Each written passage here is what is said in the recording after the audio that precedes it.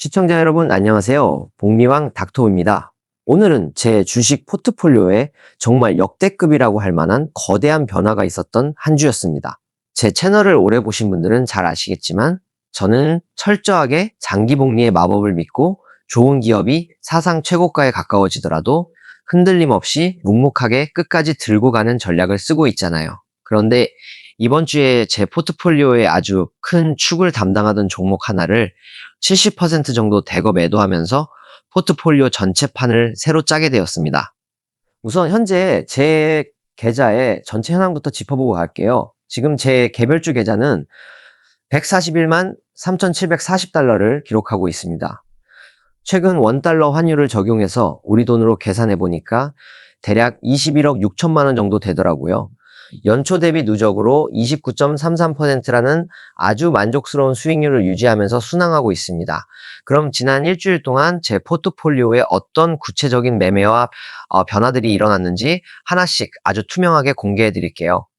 이번 주 매매의 핵심은 바로 컴포트 시스템즈, 즉 FIX 종목의 비중 조절이었습니다.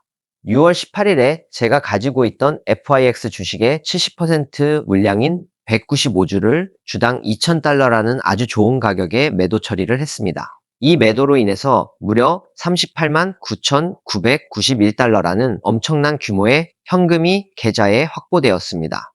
여기서 여러분이 꼭 아셔야 하는 제 매매의 진짜 이유와 디테일이 있습니다. 제가 FIX를 이렇게 대량 매도한 가장 큰 이유는 비중 관리와 섹터 리스크 때문입니다. FIX 주가가 워낙 계속 오르다 보니 포트폴리오 내에서 비중이 너무 커져가고 있었거든요. 그런데 지금 시장을 보면 데이터 센터 쪽에 너무 많은 자금이 유입되고 있습니다. 아시다시피 데이터 센터는 결국 사이클을 타는 섹터잖아요. 이 사이클이 언제 끝나갈지 아무도 모르는 데다가 FIX는 이미 주가가 너무 많이 올랐기 때문에 리스크 관리 차원에서 과감하게 비중을 줄인 겁니다. 동시에 철저하게 마진 관리 목적도 담긴 전략이었습니다. 이번에 FIX를 매도하면서 제 마진인 약 21만 4천 달러를 전부 상환하여 없앴습니다. 마진이 없어졌으니 제 계좌는 더더욱 안전해지고 견고해졌습니다. 하지만 문제는 바로 양도소득세입니다. 미국은 종목을 1년 이상 보유하면 단기 자본이득세에서 장기 자본이득세로 전환되면서 내야 할 양도소득세가 줄어듭니다. 제 경우 단기 자본이득세는 수익의 46%를 세금으로 내야 하지만 장기 자본이득세는 수익의 29%만 내면 됩니다. 제가 가장 원하는 그림은 좋은 종목을 매수해서 평생 매도하지 않는 것이지만 만약 매도를 해야 한다면 적어도 1년 이상은 보유하려고 합니다. 그래서 제 연초 대비 세금 내역을 보시면 단기 수익은 그저 17,310달러에 불과하지만 장기 수익은 36만 3,324달러에 달합니다. 이러한 미국의 양도소득세법 때문에 이처럼 큰 수익을 확정 지으면서 확보한 현금 중 10만 달러를 같은 날인 6월 18일에 전자금융 이체를 통해 계좌 밖으로 출금했습니다. 이 10만 달러는 조만간 마주하게 될 세금 납부 의무를 미리 준비하기 위해 별도로 안전하게 빼둔 돈이라고 이해하시면 됩니다. 투자를 하면서 수익을 올리는 것도 중요하지만 이렇게 번 돈을 지키기 위해 세금 계획을 세우는 것도 복리 극대화의 필수적인 과정입니다. 주식을 하시면서 세금 생각을 안 하시면 나중에 큰 화를 부를 수 있습니다. 그렇다면 세금용 현금을 제외하고 FIX를 팔아 확보한 나머지 막대한 현금은 어디로 갔을까요? 당연히 제가 항상 눈여겨보던 최고의 우량 성장주들을 줍줍 하는데 곧바로 재투자가 되었습니다. 같은 날인 6월 18일에 빅테크의 대장주인 마이크로소프트를 주당 378.24달러에 20주 추가 매수했습니다. 금액으로는 7,564달러 정도 규모이고요. 이어서 스트리밍 절대 강자인 넷플릭스도 가만히 둘 수 없었죠. 넷플릭스를 주당 76.92달러라는 가격에 100주 시원하게 쓸어 담으면서 7,692달러어치를 포트폴리오에 새롭게 채워 넣었습니다. FIX라는 좋은 기업에서 만들어낸 열매를 바탕으로 마이크로소프트와 넷플릭스라는 더 단단하고 거대한 성장 동력의 에너지를 나누어 담았다고 보시면 됩니다. 여기에 더해서 소소하지만 기분 좋은 현금 흐름 소식도 있었습니다. 6월 15일에 제 포트폴리오의 가장 큰 비중을 차지하고 있는 알파벳, 즉 구글로부터 176달러의 소중한 배당금이 입금되었습니다. 그리고 같은 날 제 은행 계좌에서 각각 $1,000와 $3,000를 합쳐 총 $4,000의 현금을 추가로 계좌에 납입하면서 투자 원금을 계속해서 든든하게 불려나가고 있습니다. 이렇게 이번 주에 깔끔하게 매도와 매수 그리고 현금 유입 위주로 포트폴리오 리밸런싱을 진행했습니다.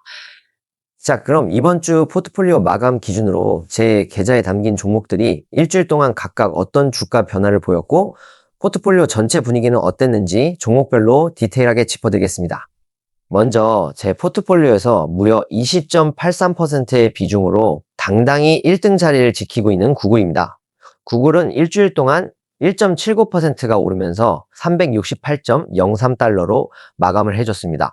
구글은 최근 인공지능 관련 클라우드 수요가 폭발적으로 늘어나고 있는 데다가 여전히 제 기준에서는 밸류에이션 측면에서 아주 적정한 가치, 즉 페어 밸류 구간에 위치해 있다고 보기 때문에 장기 우상향에 대한 믿음을 그대로 이어가고 있습니다. 두 번째 비중인 아마존 역시 구글만큼 제가 가장 신뢰하고 있는 기업입니다. 13.31%의 비중을 차지하고 있는 아마존은 일주일 동안 0.52% 횡보하면서 $244.39로 마감했습니다. 이커머스 부문의 효율성 개선과 고마진 사업인 AWS의 견고한 성장이 결국엔 주가를 강하게 밀어 올릴 것이라고 저는 굳게 믿고 있습니다. 그리고 세 번째 비중은 이번에 비중을 크게 덜어낸 컴포트 시스템즈입니다. FIX는 36%라는 엄청난 비중에서 현재 비중 12.52%로 조정되었습니다. 이번 주에만 6% 이상 상승해서 지금이 비중을 덜어내기 좋은 시점이라고 생각해 비중을 줄였습니다. 아마 FIX의 비중을 더 이상 덜어내는 일은 당분간 없을 것 같습니다. 나머지 수량은 계속 들고 갈 예정입니다. 미국의 인프라 투자 수혜를 온몸으로 받으면서 제 계좌 안에서 무려 541%라는 경이로운 누적 수익률을 기록 중인 제 최고의 종목입니다. 네 번째 비중인 메타 플랫폼스는 12.25%의 비중을 차지하고 있습니다. 메타 역시 아마존과 비슷하게 일주일 동안 횡보했습니다. 메타는 최근 몇 달간 주가가 다소 조정을 받으면서 현재 제 계좌 기준으로는 마이너스 2.37%의 아주 살짝 손실 구간에 있긴 하지만 디지털 광고 시장에서의 압도적인 지배력과 AI 기술의 결합을 생각할 때 여전히 엄청난 저평가, 즉 언더밸류 상태라고 생각해서 아주 든든하게 보유하고 있습니다. 주가가 계속 조정받으면 남아있는 현금을 메타에다가 계속 투입할 겁니다. 다섯 번째 종목인 마스터카드는 비중 10.39%입니다.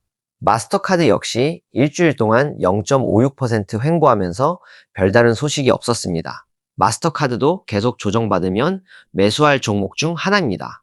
비중 9.63%의 우버는 일주일 동안 2.31% 오르는 동안 어떠한 매도나 매수도 없었습니다. 모빌리티와 배달을 넘어 자율주행 플랫폼으로서의 확장성이 기대감을 계속 유지시켜주는 모습입니다. 제가 제일 기대가 큰 종목 중 하나입니다. 마지막으로 제가 이번 주에 추가 매수한 넷플릭스와 마이크로소프트 현황입니다.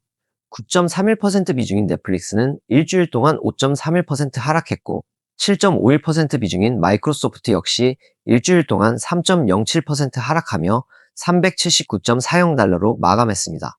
두 종목 모두 주가가 크게 하락한 기회를 활용해 제가 추가 매수를 진행했습니다. 자산의 덩치가 커질수록 이렇게 섹터의 사이클을 냉정하게 읽고 철저하게 리스크를 관리하며 확보된 자금을 더 좋은 미래 성장 자산으로 빠르게 순환시키는 능력이 무엇보다 중요해집니다. 중요한 건 종목에 미련도 감정도 가지시면 안 된다는 겁니다. 종목은 단지 돈을 벌 수단일 뿐이지 친구가 아닙니다. 좋지 않은 기업을 끝까지 들고 갈 이유는 절대 없습니다. 여러분도 본인만의 확실한 기준을 가지고 흔들림 없는 우량주 장기 복리 투자를 이어가시길 바랍니다. 오늘 영상이 도움이 되셨다면 구독과 좋아요, 알림 설정까지 부탁드리고요. 저는 다음 영상에서 연령대별 투자 방법으로 찾아뵙겠습니다. 감사합니다.